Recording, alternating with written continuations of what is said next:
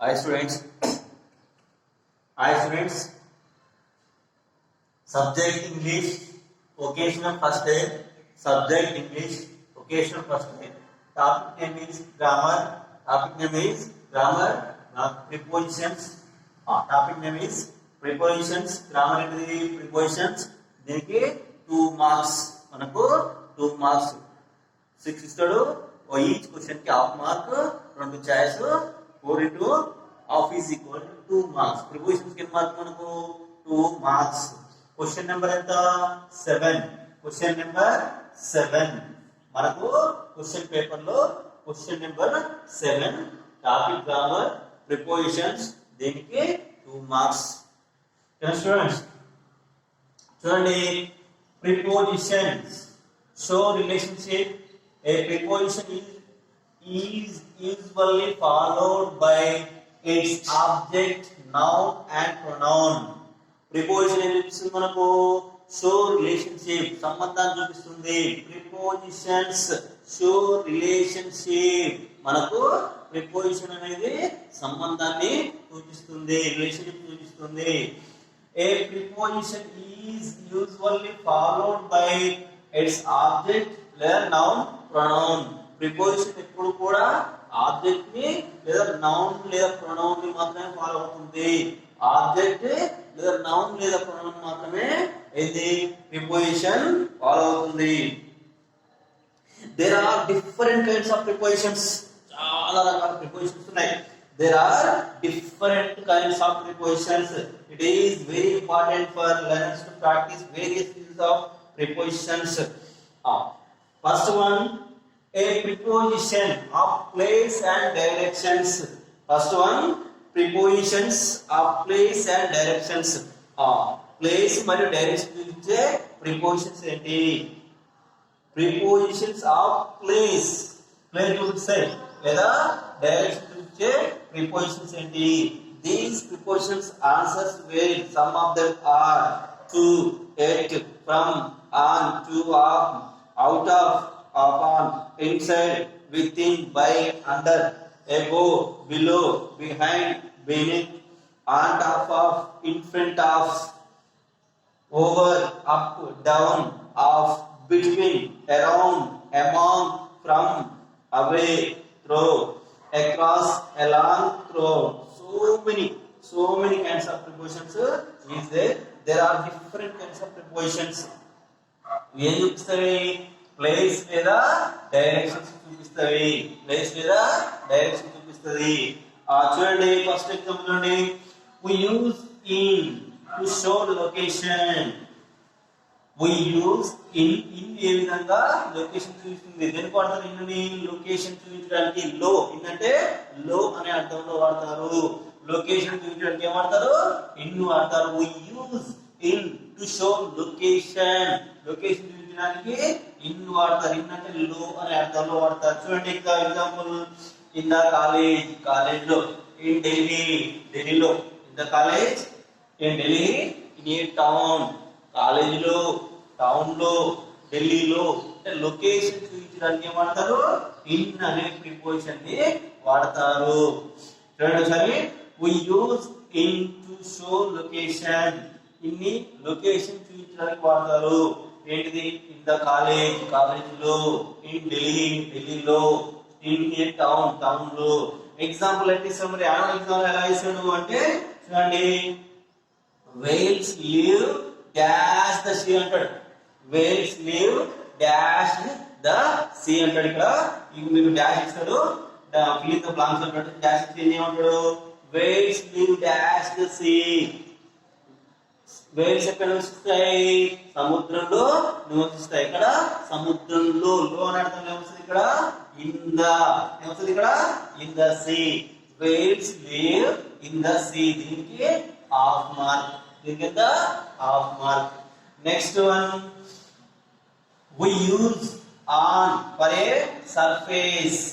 we use on అంటే పైన లేదా మీద అనేది అర్థం. పైన లేదా మీద. సర్ఫేస్ అంటే భూమి మీద, భూమి పైన, టేబుల్ పైన, పైన లేదా మీద అనే అర్థంలో ఆన్ ని వాడతారు.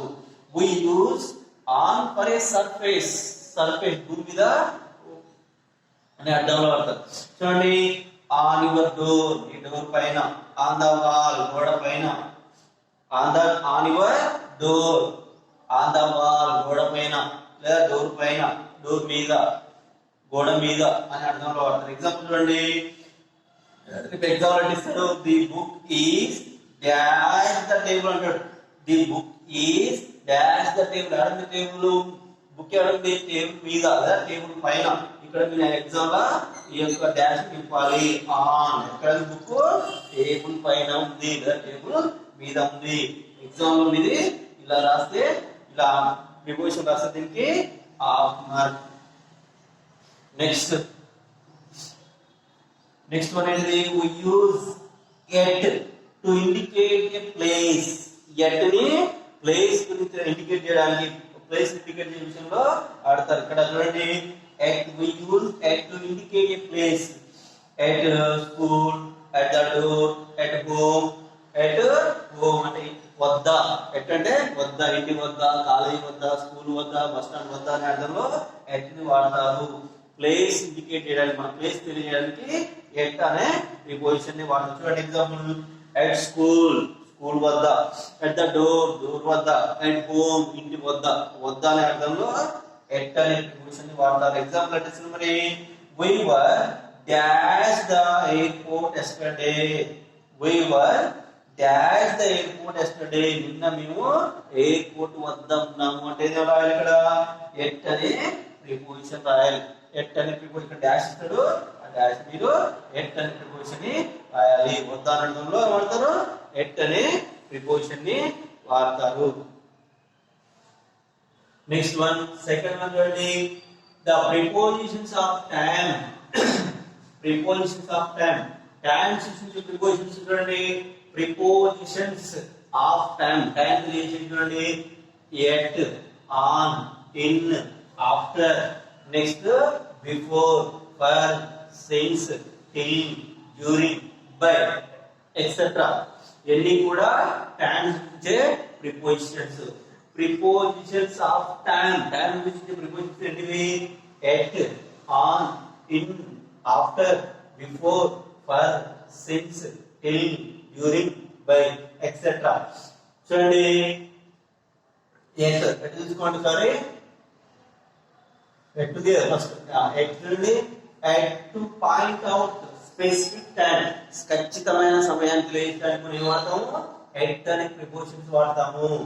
At to point out A specific time, specific ఖచ్చితమైన సమయాన్ని తెలియజేయడానికి ఏం వాడతాము, ఎట్ అనే ప్రిపోజిషన్స్ వాడతాం. బాగా గుర్తుంచుకోండి, ఖచ్చితమైన టైం తెలియడానికి ఎట్ అనే ప్రిపోజిషన్ వాడతాము. at 4 pm, చూడండి, at 4 pm, at that night, ఆ రోజు రాత్రి, ఆ రోజు, నెక్స్ట్ at night, ఆ రోజు రాత్రి, at 4 pm, at that night, ఆ రోజు రాత్రి, at night, ఆ రోజు రాత్రి. చూడండి ఇక్కడ ఎట్ అనేది ఈ విధంగా స్పెసిఫిక్, ఓన్లీ స్పెసిఫిక్ టైం కి వాడతారు. ఎగ్జాంపుల్ చూడండి, the flight leaves at 3 am.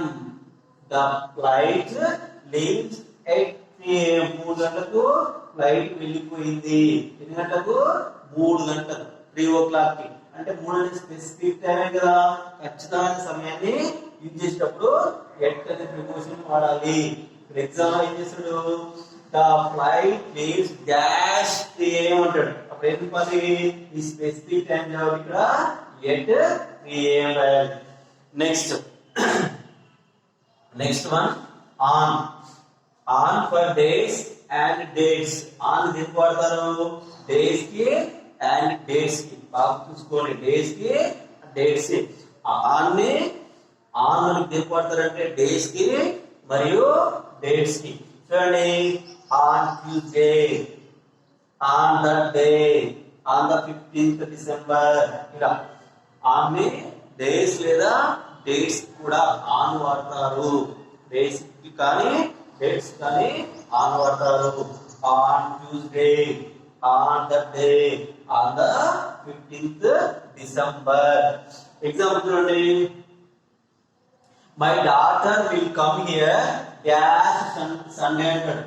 My daughter will come here dash Sunday అంటే ఇక్కడ డేట్స్ కు డేస్ ఏం చేసింది ఇక్కడ ఆన్ వాడాడు. ఇక్కడ ఏమొస్తుంది on Sunday, on Monday, on Tuesday.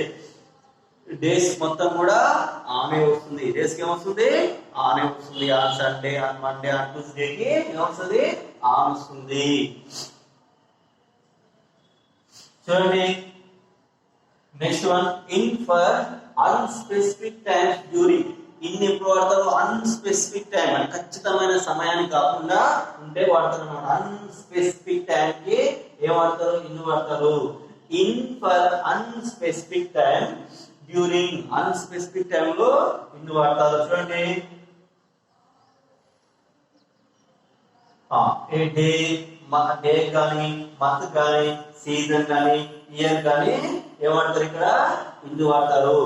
డేకి అన్స్పెసిఫిక్ టైం మరి గుర్తుంచుకోండి. అన్స్పెసిఫిక్ టైం ఏమంటారు డే కానీ మంత్ కానీ సీజన్ కానీ ఇయర్ కానీ. చూడండి ఇన్ జనవరి ఎప్పుడైనా కావచ్చు. ఇన్ ద ఆఫ్టర్నూన్ సాయంత్రం ఎప్పుడైనా కావచ్చు. ఇన్ 2017 ఇలా అన్స్పెసిఫిక్ టైం కి ఏమంటారు ఇన్ అనే ప్రిపోజిషన్స్ వాడతారు.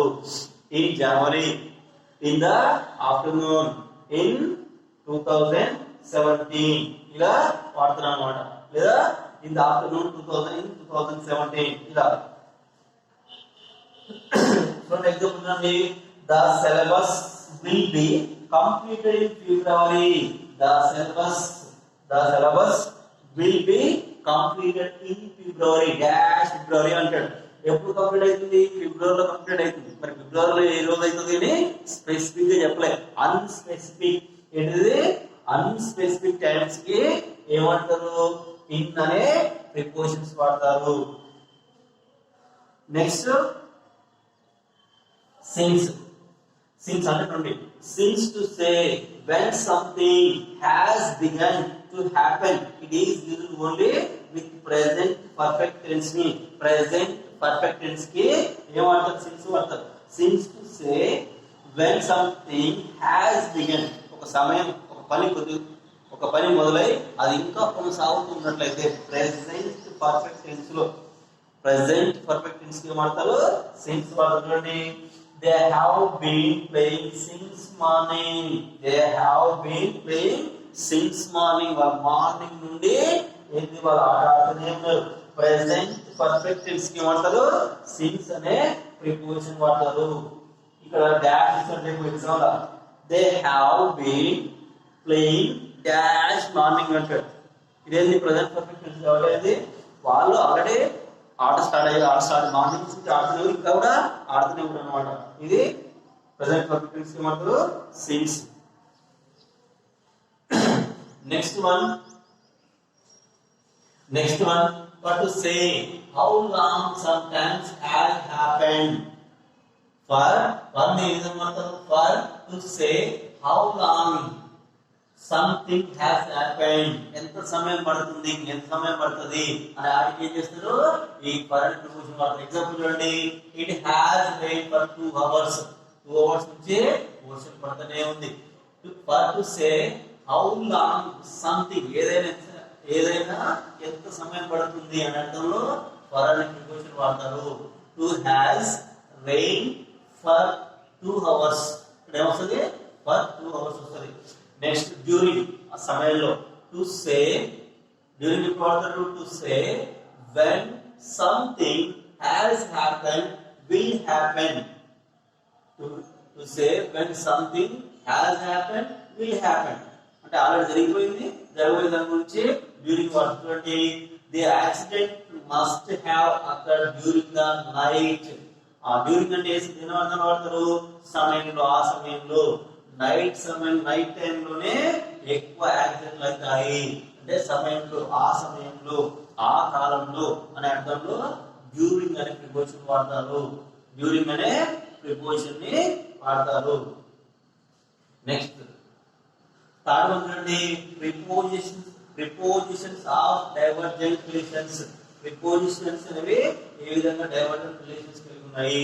we use by ఎలా ఉపయోగిస్తారు we use by to say something will happen at before a certain moment.